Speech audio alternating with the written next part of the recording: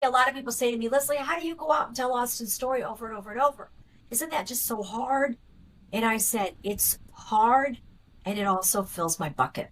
Mm-hmm. Because if I can go to a military base, and I noticed about the second or third military base I went to, I started noticing a pattern. I do a deep dive of the night Austin died, what happened, us being asked to identify his body, all of it. Because this is the reality of suicide, and they need to know Right. what suicide looks like. Yeah. Yeah. Then we talk about why it happened, the brain. The brain development is really important because that prefrontal cortex, that decision making, is not fully developed till you're at least 25 years old. So we talk about the brain.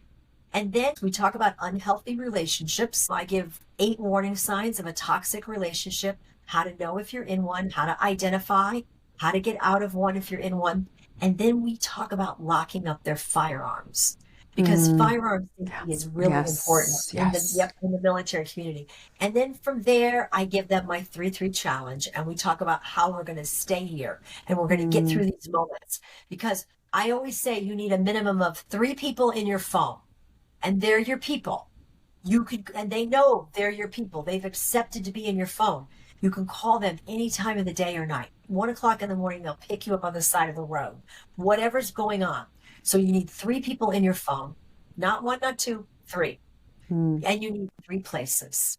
Now, those places can be a gym that you go to every day. They can be your church.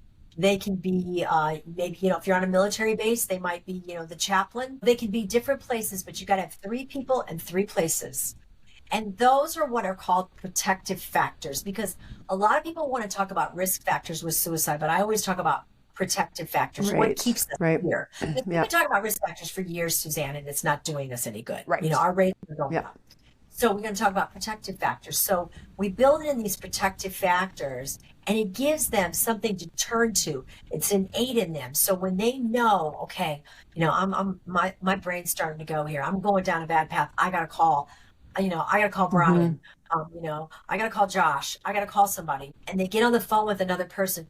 That voice, that human connection, when you're talking about connection, the power of connection is huge.